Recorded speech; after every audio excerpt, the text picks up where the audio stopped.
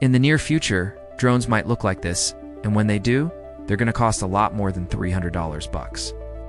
But no matter what kind of drone you have, the one thing you don't want is for it to get hacked. So today we're going to break down what exactly a drone hack is, how it happens, and the different types of hacks that can occur. We also walk through the most common vulnerabilities and explain how new technology like AI may make hacking even harder. You won't want to miss this. Okay, so first things first. What is a drone hack? Well, essentially it's when a hacker uses some sort of exploit to gain unauthorized access to your drone's hardware or software. This could involve intercepting communication between the drone and its controller, manipulating the data being sent between the two devices, or exploiting vulnerabilities in the drone's operating system. Once a hacker has access to your drone, they could potentially do some pretty nefarious things. They could capture confidential data, fly the drone into restricted airspace, crash it into something important, or even use it as an attack vector to compromise other systems. But why would someone even want to hack a drone? It turns out there's actually a number of reasons. For example, some hackers might do it for fun or as a proof of concept, while others might do it to steal data or cause physical damage. In fact, we've already seen a number of instances of drones being hacked in the wild. For example, in 2012, a group of Chinese activists managed to hack into a US military drone using software called CarCans. The hack allowed them to fool the drone's GPS system, causing it to fly off course and land in international waters. And in 2015, another group of hackers took control of a small quadcopter by exploiting vulnerabilities in its Wi-Fi connection. The drone ended up crashing after the hack. So needless to say, it's pretty clear that hacking drones is a real problem that needs to be addressed. There's a wide range of threats out there, and it's important to understand the different ways that drones can be hacked. One of the most common methods is through GPS spoofing. As you probably already know, GPS is essential for drones, since it allows them to determine their position and altitude. But this also makes GPS an obvious target for hackers. By sending fake GPS signals to a drone, attackers can trick it into thinking it's in a different location than it actually is. This can cause the drone to fly into dangerous areas or perform other unintended actions. Another common method is jamming. By sending out a strong signal on the same frequency as a drone's control link or other systems, hackers can block the communication between the drone and its controller. This can cause the drone to lose altitude, become unresponsive, or even crash. But it's worth noting that jamming attacks are relatively easy to detect and avoid. The best way to prevent a jamming attack is to use a backup control link or switch to a different frequency band. However, one method that's much harder to detect is a network intrusion. Essentially, hackers can exploit vulnerabilities in a drone's Wi-Fi or mobile app to gain access to its network. Once inside, they can listen in on communications, steal data, or even take control of the drone remotely. To prevent network intrusions, it's important to use strong passwords and keep your drone software up to date. But ultimately, this kind of security relies on keeping your drone connected to the internet, which opens you up to other potential risks. Then there's direct attacks. Instead of targeting a drone's communication or network, direct attacks involve exploiting vulnerabilities in its hardware or software. For example, a hacker could exploit a vulnerability in a drone's autopilot software to take control of the aircraft. Or they could damage the drone's motors or propellers to cause it to crash. These kinds of attacks are obviously extremely dangerous, but fortunately they're relatively rare.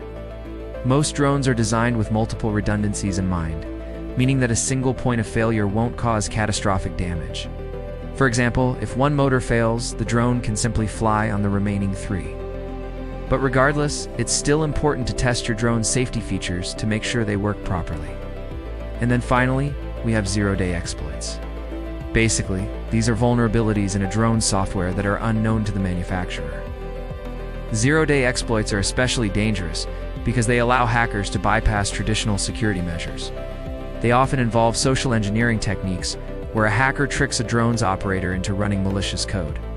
This can happen through a number of vectors, like email, social media, or even a website. If a hacker manages to get a drone operator to run malicious code, they could gain full control of the aircraft and do all sorts of damage. It goes without saying that zero-day exploits are incredibly hard to defend against.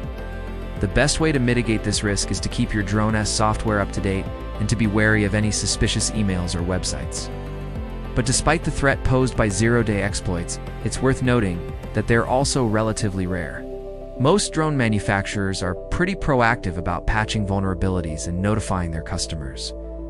Now that we've covered the basics of drone hacking, it's time to talk about some of the most common vulnerabilities. First up is lack of encryption. Many older drones use unencrypted control links, meaning that communication between the drone and its controller is easily intercepted. This allows hackers to eavesdrop on the communication or even inject their own commands into the control stream. Thankfully, newer drones are now using encryption to secure their control links, making it much harder for hackers to eavesdrop or manipulate the signal. Another common vulnerability is weak authentication.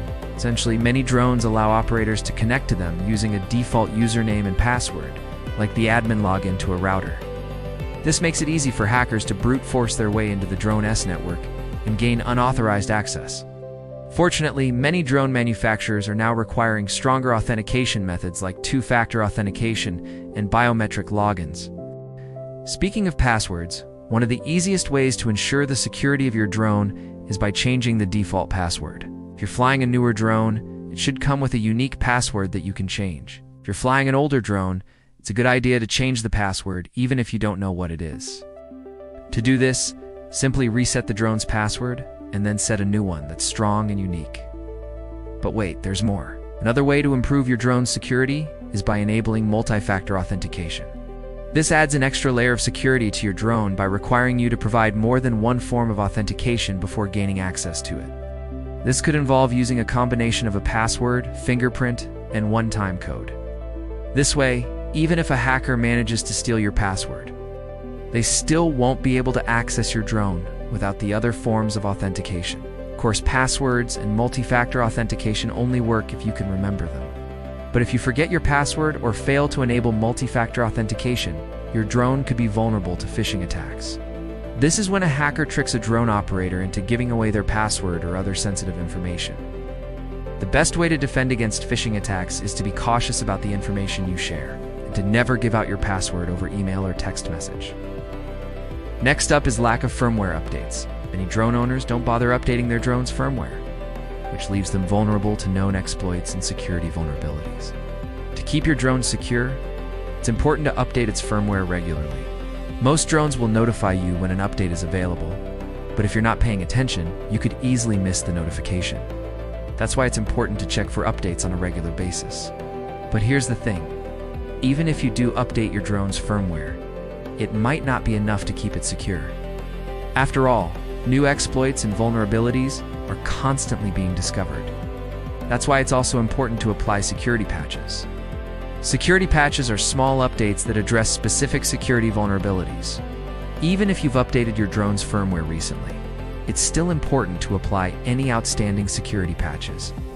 In addition to updating your drone's firmware, it's also important to keep its operating system secure. Most drones run a version of Linux, so it's important to keep the OS up to date and apply any necessary patches. You should also be cautious about the apps you install on your drone, as they could potentially introduce vulnerabilities. Only install apps from trusted sources and make sure they're compatible with your drone's operating system. And speaking of compatibility, interoperability is another common vulnerability among drones. Essentially, many drones are designed to work with other systems, such as ground control stations and mission planning software. However, this interoperability can create security risks if the drone's systems aren't properly vetted. It's important to only connect your drone to systems that you trust and to make sure they are compatible and secure. Finally, we have insecure data storage. Many drones collect and store sensitive information, such as flight data and camera footage. However, this data isn't always stored securely, leaving it vulnerable to hacking. To protect your data, it's important to encrypt it and store it in a secure location. This will help ensure that your data remains private and secure, even if your drone is compromised. Remember, while it might be tempting to use the same password for all your accounts, it's not a good idea for your drone. Each account should have its own unique and complex password that's not used anywhere else. This will help prevent hackers from gaining access to your drone if they manage to compromise one of your other accounts. Another thing to keep in mind is that you should avoid using public Wi-Fi when flying your drone. Public Wi-Fi networks are often unsecured, which means that your drone could be vulnerable to hacking. Instead, you should try to fly your drone in an area with a strong cellular signal, or use a personal hotspot if possible. When it comes to cybersecurity, it's always better to err on the side of caution. By following these simple tips, you can help keep your drone secure and reduce the risk of a successful hack. Don't forget to stay vigilant and keep your software up to date. Safe flying, everyone.